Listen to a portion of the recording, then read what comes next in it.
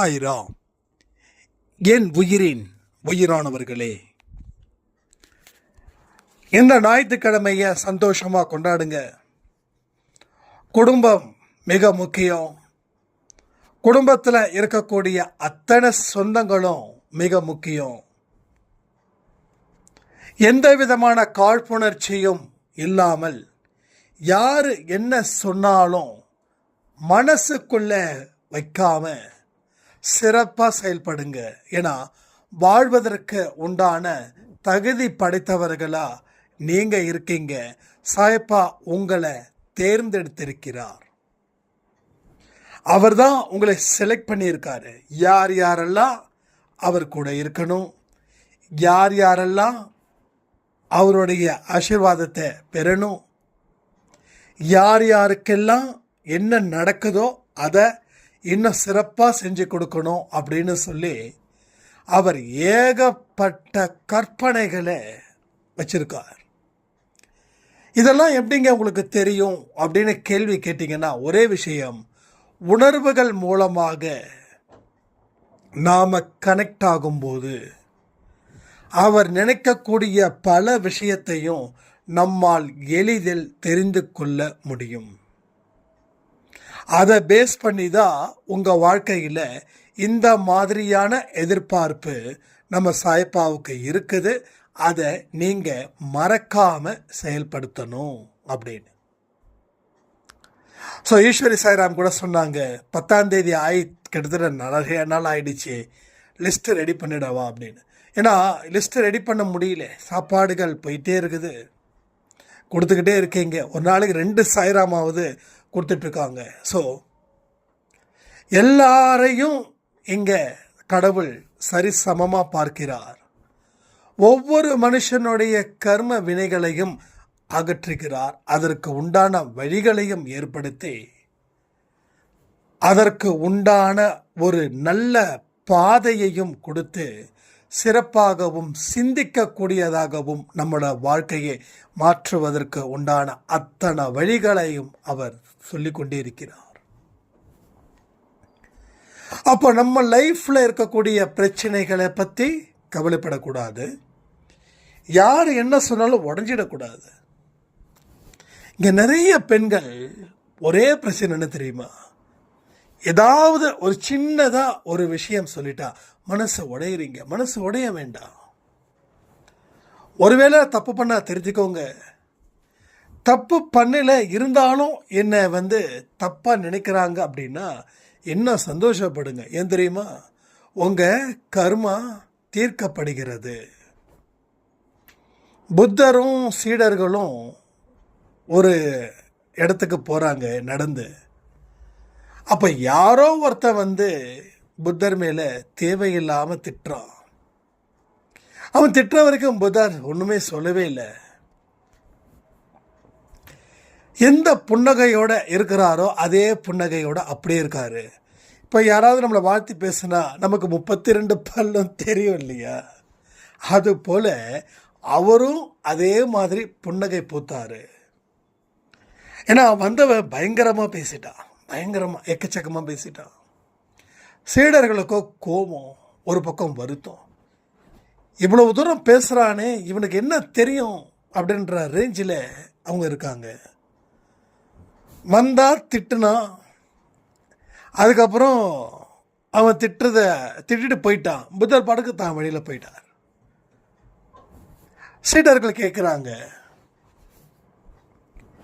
வந்தவன் அவ்வளோ தூரம் திட்டுறான், நீங்களோ ஒன்றுமே சொல்லாமல் சிரிச்ச முகத்தோடு இருக்கீங்களே, என்ன ஏது?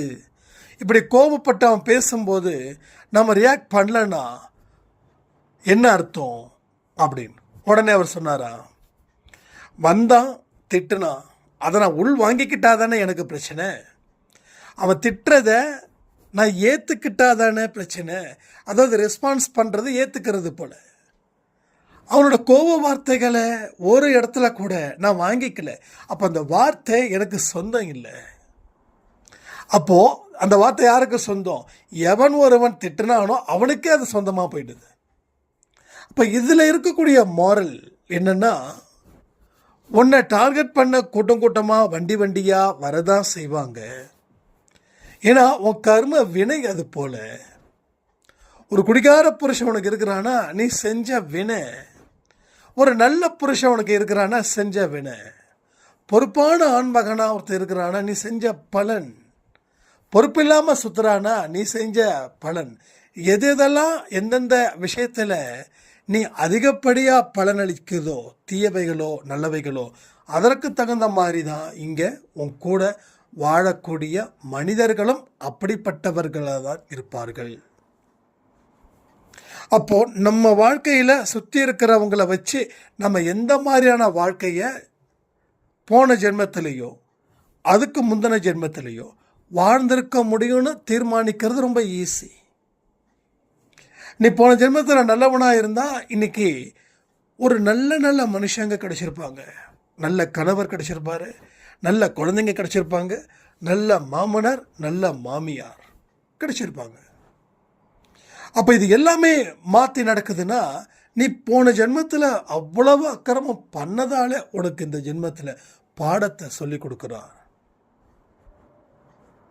ரைட்டா? பாடத்தை சொல்லி கொடுக்குறார். ஸோ பாயிண்ட் பை பாயிண்டாக நீங்கள் யோசிச்சு பார்க்கணும். அப்போது எந்த ஒரு விஷயங்கள் உங்களை அன்வான்டாக டார்கெட் பண்ணுறாங்களோ காரணம் இல்லாமல் பண்ணலை. எஸ், போன ஜென்மத்தில் நீ தப்பு செஞ்ச அந்த தப்புக்கு ஏற்ற தண்டனையை நீ இப்போ இந்த மனுஷன் மூலமாக அனுபவிக்கிற. இப்போ இந்த மனுஷன் மேலே தப்பா நீ செஞ்சது தப்பான்னு நீங்கள் முடிவு பண்ணிட்டீங்கன்னா எந்த மனுஷன் மேலேயும் நீங்கள் தேவையில்லாத கோபமோ தேவையில்லாத வார்த்தைகளோ நீங்கள் உதிக்கவே மாட்டீங்க. எனக்கு எத்தனை பேர் எனக்கு தடை ஏற்படுத்தினாலும் சரி, நான் எந்த இடத்துலையும் எதுக்காகவும் ரியாக்ட் பண்ணவே இல்லை. அப்போ சூடு சொரணை இல்லையா? சூடு சொரணை இருக்குது. என்ன தெரியுமா? போன ஜென்மத்தில் நாம் செஞ்ச பாவத்தோட விளைவு தான் இந்த ஜென்மம். அப்போ இனி இந்த ஜென்மத்தில் எந்த தப்பும் பண்ணக்கூடாதுன்ற சூடு சொரணை இருக்குது. ஆனால் நாம் என்ன பண்ணுறோம்? யாராவது ஒரு வார்த்தை சொன்னால் 1000 வார்த்தை பேசுகிறோம். 1000 வார்த்தை பேசுனா 1 கோடி வார்த்தை பேசுகிறோம். இப்படி ஒரு கோபத்தில் இருக்கக்கூடிய மனுஷன் அடுத்த 10 வருஷத்தில் ஹாஸ்பிட்டல் அலைகிறான். என்ன லாபத்தை பார்த்தீங்க? நஷ்டத்தை தானே பார்த்தீங்க. நீங்கள் செய்யக்கூடிய செயல் மூலமாக லாபத்தை பெற முடியுதா, இல்லை நஷ்டத்தை பெற முடியுதா? இதுதான் லாஜிக். இந்த லாஜிக்கு படி உங்கள் வாழ்க்கையை அமைச்சா அந்த வாழ்க்கை மேஜிக்காக போயிடும். அப்போ நீங்கள் பொறுத்து இரு, அமைதியாக இரு அப்படின்ற அர்த்தம் என்னன்னா, பொறுமையோடும் அமைதியோடும் இரு, ஆனாலும் உன்னுடைய கடமையில கண்ணும் கருத்துமாக இரு. அது இல்லைன்னா எதுவுமே வின் பண்ணவே முடியாது. நீ கடமையில கண்ணும் கருத்துமா இல்லை, ஆனால் பொறுமையோடு இருக்கிற அப்படின்னா நீ சோம்பேறியா இருக்க. அதுக்கு நீயா ஒரு பெயரை வச்சுக்கிட்ட, அதுக்கு கடவுள் பொறுப்பேற்றுக்க மாட்டார்.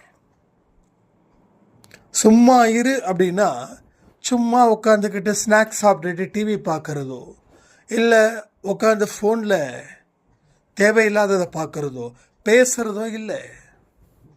சும்மா இருன்னா உன்னை பற்றி ஆழ்ந்து சிந்திச்சுக்கிட்டே இரு. நிறைய நேரம் தியானம் பண்ணுங்க. தியானத்தில் நிறைய விஷயங்கள் உங்கள் வாழ்க்கையே மாற்றி அமைக்கக்கூடிய சக்தி அந்த தியானத்துக்கு இருக்குது. இங்கே இருந்துக்கிட்டு யாருடைய மனசில் வேணாலும் நம்மால பேச முடியும். உங்கள் கணவர் மோசமானவராக இருந்தாலும் அவருடைய மனசுக்குள்ளே நீங்கள் பேச முடியும். அது ஆன்மா பயிற்சியின் மூலமாகவும் நம்ம பண்ணலாம். என்ன ஒரு பிரச்சனை, ஒரு பயிற்சி எடுக்கிறீங்கன்னா அந்த பயிற்சியில் என்னென்ன ரூல்ஸ் இருக்குதோ அதை நீங்கள் செய்யணும். ஒரு டேப்லெட் எடுக்கிறீங்க, டாக்டர் சொல்கிறாங்க மாத்திரை போட்டுக்கோங்க, உங்களுக்கு இந்த மாதிரி பிரச்சனை இருக்குது அப்படின்னு. கூடுதலாக இன்னொன்று சொல்லுவார், உணவு கட்டுப்பாடும் உடற்பயிற்சியும் வேணும். அப்போ மாத்திரை எடுக்கிறது ஓகே, அது குணமாக. ஆனால் உணவை தாறுமாறாக சாப்பிட்டாலோ இல்லை உடற்பயிற்சி இல்லாமல் இருந்தாலோ அந்த மாத்திரை வேலை செய்யுமா? அதே போல தான் இங்கே ஒரு ஆன்மா கூட பேசக்கூடிய பயிற்சியில் ரூல்ஸ் என்ன தெரியுமா? என்ன? ஆன்மா பயிற்சியில் ஏன் 10 பேருக்கு மட்டும்தான் அந்த பாக்கியம் கிடைச்சிருக்குது, நிறைய பேருக்கு ஏன் கிடைக்கல? ஏன்னா இன்னமும் அந்த எமோஷ்னலில் அப்படியே இருக்கீங்க. உங்கள் தலையில் ஒரு ஆம்லேட்டை போட்டால் அது ஈஸியாக வெந்துடுது. ஏன்னா மண்டை சூடு பிடிச்சவங்களா இருக்கீங்க. நீங்கள் எப்பெல்லாம் உங்களுக்கு கோபங்கள் இருக்கோ அப்போல்லாம் உங்கள் தலையில் உச்சந்தலையில் வச்சு லைட்டாக தொட்டு பாருங்களேன், ஒரு விதமான சூடு இருக்கும். புரியுதா? அதுதான் உங்கள் வாழ்க்கையில் பிரச்சனையாக மாற்றுது. அப்போது ஒரு ஆன்மாவிடம் பேசக்கூடிய பயிற்சியில் நீங்கள் செய்ய வேண்டிய வழி முறைகள் என்ன தெரியுமா? என்னவா இருக்கும்? முதல்ல அமைதியான முறையில் வாழணும்.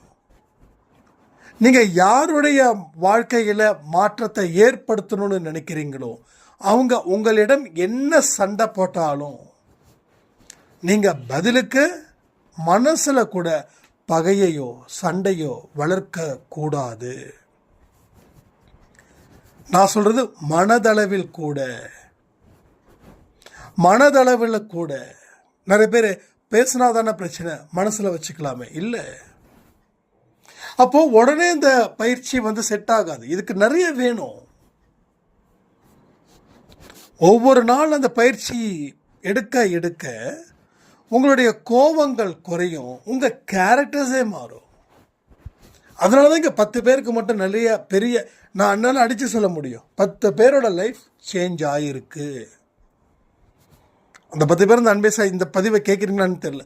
ஒருவேளை யார் யாருக்கெல்லாம் இந்த பயிற்சியின் மூலமாக சேஞ்ச் ஆகிருக்குதுன்னு ஹானஸ்டாக கமெண்ட் பண்ண முடியுமோ கமெண்ட் பண்ணுங்கள். நம்ம என்றைக்குமே சரி உண்மையை மட்டும்தான் பேசணும். பொய்களை பேசுறதால என்னன்னா தெய்வம் நம்முடன் இருக்காது. உண்மையை மட்டும் பேசு. நீ திருடனா இருந்தா கூட நீ திருடன் ஒத்துக்கோ, தண்டனை கம்மி. நீ திருடன் ஒத்துக்கணும்னா தண்டனை அதிகம். ஒத்துக்கிற வரைக்கும் அடிப்பாங்க, அடித்து முடிச்சதுக்கப்புறம் தண்டனை கொடுப்பாங்க. இப்போ ஒத்துக்கிற வரைக்கும் வாங்குற அடி வேஸ்ட்டு தானே. அதனால் உண்மை இட்ஸ் அ வெரி பவர்ஃபுல். ஏன்னா உண்மையும் நேர்மையும் இரக்கமும் கருணையும் இருக்கிறவர்களுக்கு மட்டுமே கடவுளுக்கு உகந்தவர்கள். உண்மை செத்து போயிடுச்சா? இல்லை. யார் சொன்னா? உண்மை சாகல. பொய்க்கு 1000 பதில் சொல்லலாம், ஆனால் என்ன பதில் சொன்னோம், யார்கிட்ட என்ன சொன்னு தெரியாது. ஆனால் உண்மைக்கு ஒரே பதில் தான். அதான் உண்மை, பலம். உண்மை உன்னோட பலம், உன்னோட பலகீனம் இல்லை. நீ உண்மையை பேசுறதால நீ பலகீனமாக போயிடுச்சேன்னு நினைக்கலாம், ஆனால் அந்த பலகீனம்தான் பலமாக மாறும். நீ பொய் பேசுறதால பலமாக வாழ்ந்துட்டு இருக்க நினைக்கலாம், இல்லை. எவ்வளவுக்கு எவ்வளோ பலம் பொய்யினால் வருதோ அதை விட 1000 மடங்கு பலகீனமாக மாறிடும். உண்மையை பேசுறதால எவ்வளோக்கு எவ்வளோ பலகீனமாக ஆகுறீங்களோ அதை விட 1000 மடங்கு பலம் வாய்ந்த மனிதர்களாக மாறிடுவீர்கள். ஆனால் அதுக்காக உண்மை பேசுகிறன்ற பேரில் மற்றவங்க மனசை காயப்படுத்தவும் கூடாது, அதுவும் பார்க்கணும். அதான் சொல்கிறேனே, வாழ்க்கைன்றது ஒரு ஒரு கயிற்று மேலே நடக்கிறது போல் சரியாக நடக்கணும். நடக்கலைன்னா கீழே விழுந்துடுவோம். நடக்க நடக்க தான் பயிற்சி. முதல்ல 1 அடி எடுத்து வைங்க, அடுத்தது 2 அடி எடுத்து வைங்க, அடுத்தது 3 அடி எடுத்து வைங்க, அடுத்தது 4 அடி எடுத்து வைங்க. இது மாதிரி அடிகளை எடுத்து வைக்கிறதால என்ன பிரச்சனை ஆகிட போகுது? நம்ம என்ன நினைக்கிறோம், ஐயோ என்னமோ சொல்லுவாங்களே இந்த பால் புளிக்கும் அப்படின்றது போல். நான் முயற்சி பண்ணங்க, பட் நிறைய பிரச்சனைங்க. அதனால் அந்த ப்ராசஸை ஸ்டாப் பண்ணிட்டேங்கன்னு சொல்லுவாங்க. இங்கே அன்பே சாயில் கூட என்கிட்ட எப்பயோ சொன்னாங்க, ஞாபகம் இல்லை, ஒரு அம்மா ஆடியோ அனுப்பிச்சு தள்ளிக்கிட்டே இருந்தாங்க. என்ன தான் இந்த அம்மா ஆடியோ அனுப்புது அப்படின்னு சொல்லி பார்த்தா ஒவ்வொன்றா சொல்கிறாங்க, நான் உண்மையில் அன்பே சாயை விட்டுட்டு விலகிறேன் அப்படின்னாங்க. நான் எந்த கேள்வியும் கேட்கல, நான் ரொம்ப லேட்டாக தான் பார்த்தேன். ஏன்னா ஏதோ ஒரு இம்பார்ட்டண்டான விஷயமா இருக்குதே, தொடர்ந்து ஆடியோ அனுப்பிட்டே இருக்காங்களே அப்படின்னு நினச்சி அந்த ஆடியோவை கேட்க கேட்க கேட்க உங்களோட ரூல்ஸ், உங்கள் ரெகுலேஷன்ஸ் எல்லாமே ஓகே தான். ஆனாலும் உங்கள் ரூல்ஸை ஃபாலோ பண்ணும்போது ஏகப்பட்ட ப்ராப்ளம்ஸ் எனக்கு இருக்குது, ஃபேஸ் பண்ண முடியல அப்படி இப்படி சொன்னாங்க. உண்மைதான், கண்டிப்பாக உண்மைதான். உண்மையை பேசும்போது கண்டிப்பாக பலருக்கு பிரச்சனைகள் ஏற்படும். அவங்க நிச்சயமாக நம்மளை பழிவாங்க துடிப்பாங்க, ஷோர், நான் இல்லைன்னு சொல்லவே இல்லை. ஆனால் பொய்யான வாழ்க்கையில் மட்டும் நல்ல வாழ்க்கையை வாழ்ந்துட்டு இருக்கோமா என்ன? இல்லை இல்லை. அப்போது ஆரம்பத்தில் கண்டிப்பாக கஷ்டம்தான். ஏன்னா நீங்கள் செஞ்ச பொய் உண்மை இல்லை அப்படின்னு சொல்லும்போது, உண்மைக்கும் பொய்யுக்கும் வித்தியாசம் அதிகமாக இருக்கும்போது உங்களுக்கு தண்டனை எங்கேயோ ஒன்று கிடைச்சி தான் தீரும். அதுக்கு இப்போவே எடுத்துக்கோங்களேன், நீங்களே மனப்பூர்வமாக ஏற்றுக்கோங்களேன். ஏற்றுக்கும் போது என்ன தெரியுமா ஆகுது? தண்டனையோட அளவு குறையுது. ஒத்துக்காத வரைக்கும் தண்டனை வந்துக்கிட்டே இருக்கும். ஒத்துக்கிட்டா தண்டனை குறையுதுன்னு சொன்ன இல்லையா? அதே போல தான் இங்கேயும். அப்போ இட்ஸ் பெரிய சேலஞ்ச். S, life challenge. நீங்கள் சும்மா வந்து உட்காந்துக்கிட்டு நான் ஆரத்தி எடுக்கிறேன், சச்சரிதம் படிக்கிறேன், அது படித்தா போதுமா? இது யார் வேணாலும் படிக்கலாமே, படிக்க தெரிஞ்ச அத்தனை பேரும் படிக்கலாமே. பட் என்ன சேலஞ்ச் எடுத்தீங்க கேட்கலாம். 40 ஆயிடுச்சு, நான் என்ன சேலஞ்ச் எடுக்கணும்னு. 40 தான் ஒரு மனுஷனுடைய வாழ்க்கையே ஆரம்பமாகுது. ஆரம்பமாகிற வாழ்க்கை எங்கே தெரியுமா முடிக்குது? 80-90 முடியுது. அடுத்த 40 வருஷம் சூப்பராக செமையாக இருக்கக்கூடிய சேலஞ்சை அக்செப்ட் பண்ணி போராடுனா வெற்றி உன்வசப்படும். நீ போராடாமல் பதுங்கு குழியில் பதுங்குனா உன் வாழ்க்கை வீணாகும், நாசமாக்கப்படும். ஒரு நாள் வாழ்ந்தாலும் தில்லா வாழணும்னு நினைங்க.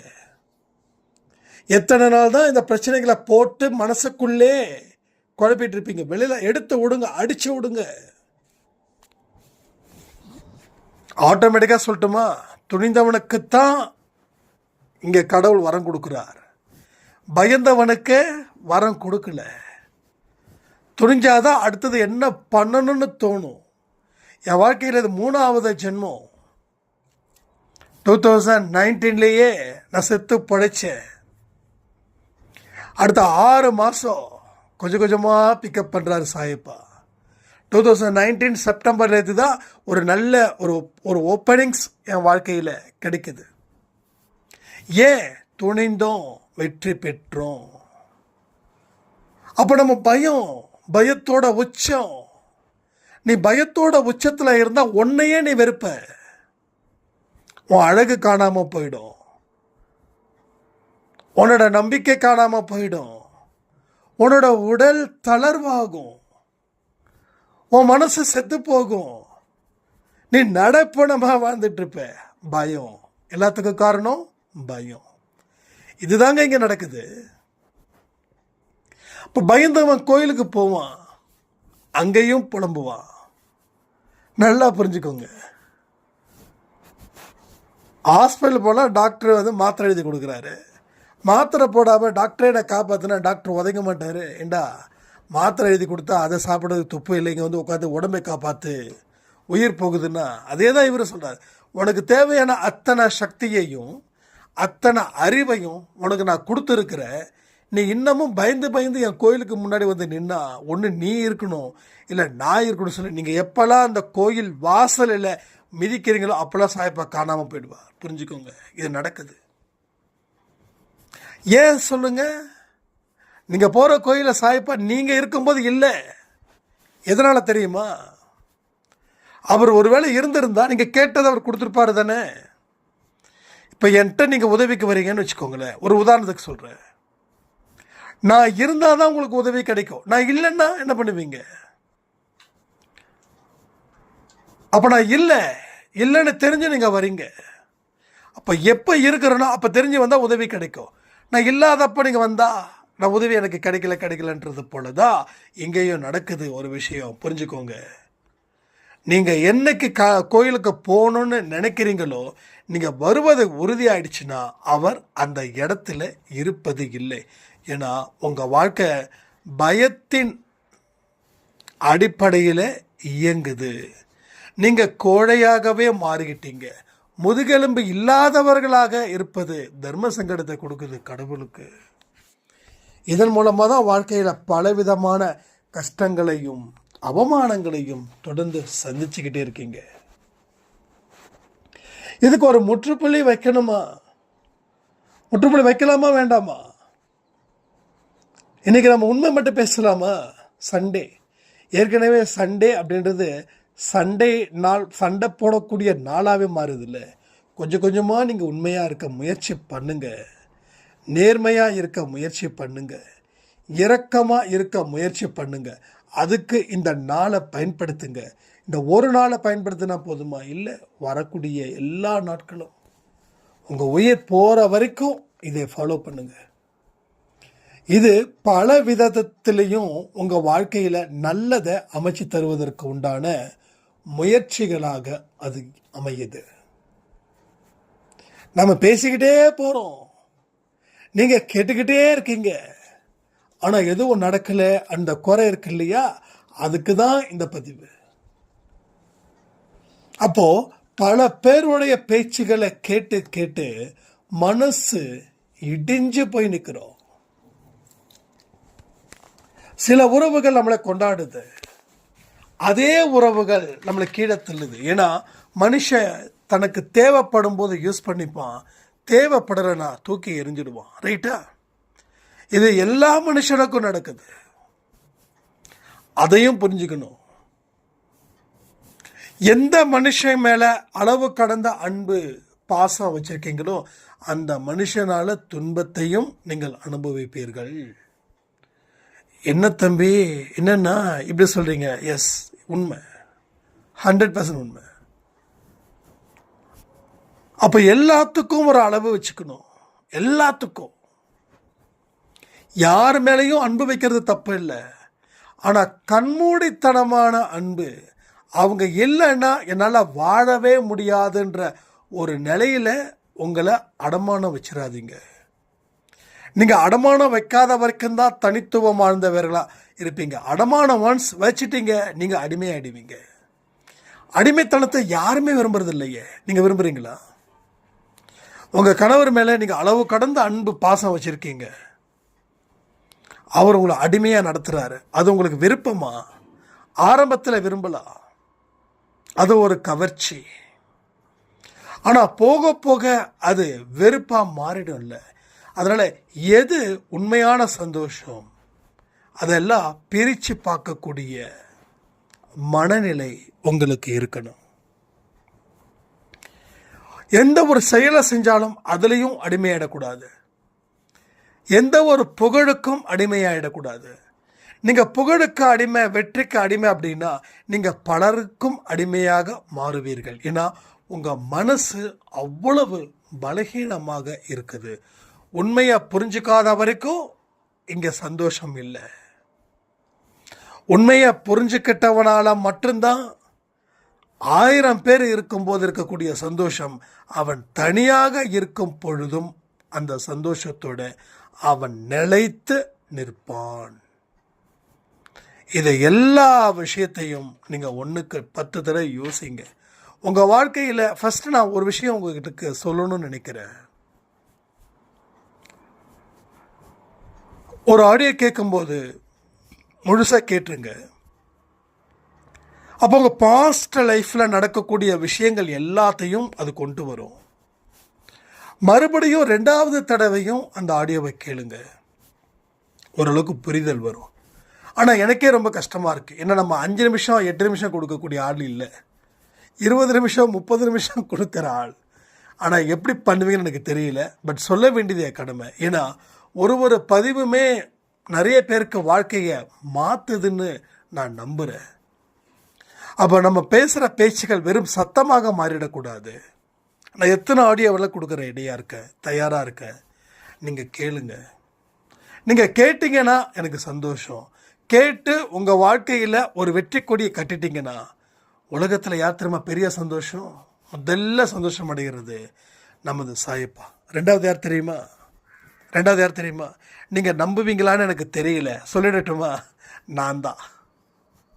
நான் தான் ஒரு சாய்ராம். ஏன் இதை சொல்கிறேன் அப்படின்னா, ஒரு 3 வருஷத்துக்கு முன்னாடி ஒரு சாய்ராம் சொன்னாங்க. என்ன சொன்னாங்க தெரியுமா?